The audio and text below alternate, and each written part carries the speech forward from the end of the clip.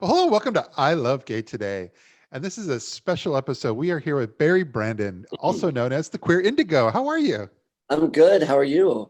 Fantastic. It was so great to connect with you. And I was telling you earlier, it's funny. My sister-in-law, she's on TikTok with her kids a lot. And she one day we were sitting there and she's like, "Have you seen the Queer Indigo?" And I was like, "No, I've never seen that." And ever since then, I've just thoroughly enjoyed following the work you do. And I'm not on this TikTok as much as everybody else, but you seem to have done a fantastic job out there and getting yourself out there.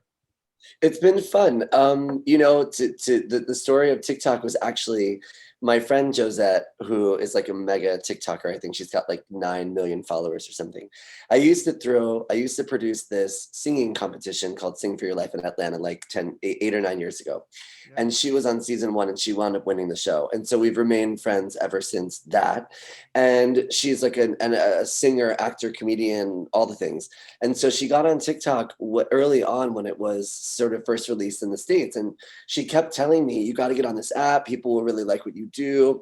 And I was like, no, thank you. Because I had kind of moved from in front of the camera to behind the camera. So I wasn't ready or not even ready. I just wasn't thinking that I would, I don't know, put myself out there again on social media. It was more of like, it just, I don't know. I'm not really even sure where my mind was at, but I just Yeah. didn't want to do it. Yeah. And so she was on this TikTok tour. She was going to different college campuses and she came to Chicago and she signed me up for the app. And she's like, you're getting on the app. We're going to make a video. And so at the time, there was this viral content. It was like a piece of Heather's the Musical that people were doing. Yeah. And my friend and I walked with her in a video. I wasn't wearing heels. I was just in my regular outfit. And she posted it to her TikTok and posted it to mine. And all of a sudden there started to be like thousands of views on it. Yeah. So then the next day I just was with some friends and we just filmed for fun. It was the Sissy That Walk video and it went like viral. Yeah. And the next day we did the Robin Do It Again video and it went like global. And I was like, what's happening? So it kind of just sort of boomed without even, thinking that it would or trying to. It just kind of happened. I love it. Yeah, and you've got this fantastic TikTok following, but also you're very strong on Instagram. And I mean, you've just really been able to hone your skills on social media to be able to really kind of keep that brand out there and keep yourself visible. Well, I think people were enjoying it. At first it was just fun to make the videos, right? It was like me and my friends were getting together and we were having fun and people were having fun. And then people started duetting the videos and doing their own and posting them and tagging me. And I was like, oh, this is really fun. And then at sort of the same time, there started to be these messages from people that were living in like unsafe cities and countries where they were just talking about the visibility aspect and what it meant to them to see queer people being themselves. And I was getting messages from parents that were saying we're watching this with our kids so that they could, see that there are more people in the world to be visible, to be themselves, to remove toxic masculine tendencies. And so I don't know, it sort of became like I don't know, kind of a hybrid between us having fun, but then seeing that there was sort of an activism piece to it as well, Yeah. and not taking that lightly. And so continuing to remain visible. And then I was going on these meetups where I would go to different cities and I would invite people. I'd post to Instagram, I'll be in Houston at the park at 4 p.m. Everyone's welcome to come. Here's the spot. Yeah. And so I would teach the walkography there, and it would be this sort of, inclusive, diverse, everyone was welcome community kind of building component. And it sort of just began to take on a life of its own. So Yeah. it was still fun doing it, but then I realized that there was a piece that really was meaningful to some people as well. And then COVID happened. So I stopped doing the meetups, Uh, but I'll be doing them soon again. So, I've still been doing that with friends with masks and stuff. But yeah, it's just been a really fun ride. And it's also been really great to connect with other queer people globally, to be able to be introduced to their work and what they're doing and be sharing their content and stories on my stories on my Instagram, and just be able to introduce my audience to other queer people around the world that I think are also doing amazing things. So yeah. yeah, it's been fun. No, I love it. I love that word walkography too. So Yeah. what's interesting, it's I think one could really see you're strong on TikTok, you're strong on Instagram, but also you identify as queer, while somebody like my age and so forth identifies as gay. And but there's a lot of folks in research and so forth that are always trying to define that that difference. And how would you describe some of that? Uh, I, I think for everyone that identifies as queer, they're going to have a different interpretation and answer. But for me, it's just about the non-conforming piece of it. Yeah. Whether it's sexual orientation, whether it's gender identity, whether it's activism or your viewpoint or the way that one presents themselves to the world. In a perfect world, I don't think that we would need to be othered. We would just be ourselves and it would be what it is. Yeah. But we live in a world where there's norms and there's societal norms and there's sort of unspoken rules and regulations about the way that people do things and the way that they present. And, and I just kind of view being queer as a sort of free and liberated way to be non-conforming and just be myself as myself when I want to, as I feel, and really stand in my power.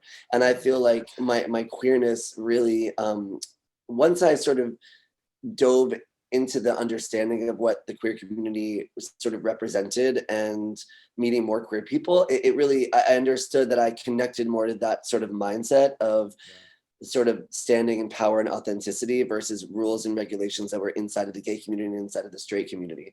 So I don't know, my orientation, my gender expression, my identity, all of it is sort of in the world of me just being myself all the time. Yeah. And I guess I just feel more inclined to identify as queer than gay because it just makes me feel more free, I guess. I like that. I also, there is something else I like. You've been, especially on Twitter, you've been putting yourself out there with these, what do you call them? Body positive imagery, but they're great photo shoots. Thanks. Well, I've had a bunch of open heart surgeries and I have scars all over. And it's not that I hide them necessarily, but I don't often show them. And I'm realizing that I probably should. I feel like that there's also a visibility piece to people with scars and people that have bodies that aren't perfect and all the things. And I teamed up with this guy Beltran, who's a body positive activist. He talks a lot about being fat and femme and body positive, etc. And so we just took some photos together and I posted them to Twitter and he posted them to his Instagram. And I'm thinking about kind of driving more of that traffic on Twitter, presenting myself in not necessarily, I mean, they can find the walks on TikTok and Instagram, but I'm thinking to post more on my Twitter about the body positive side of things. Yeah.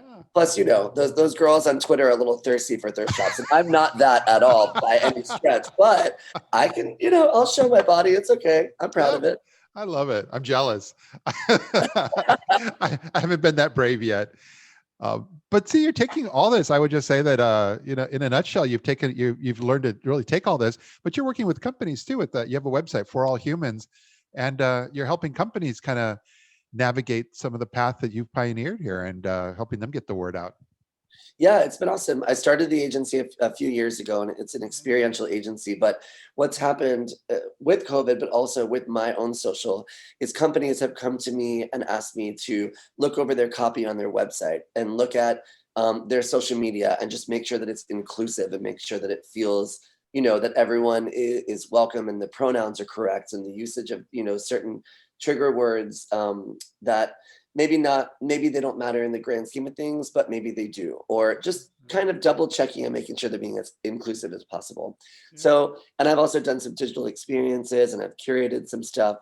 I'm actually in the midst of pivoting my agency to the offerings of digital experiences, just because it seems to be where people are liking what I'm doing.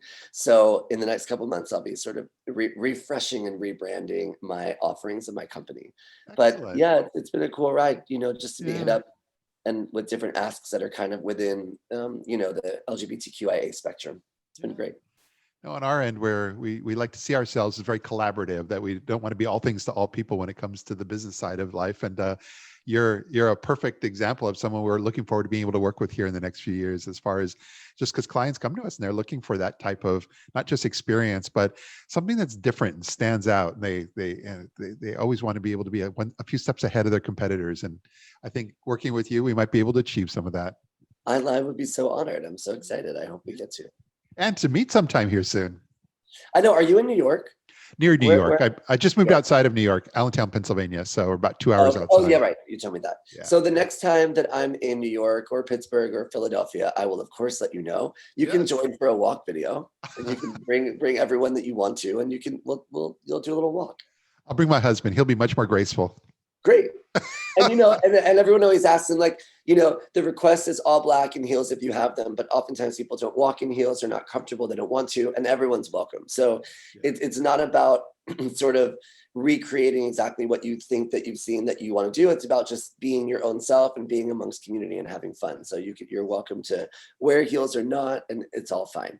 I love it. Well, thank you so much. And I really look forward I've thoroughly enjoyed getting to know you better, and look forward to connecting in the real world. Same. All right. Same. Well, thanks again now. Take care. Bye.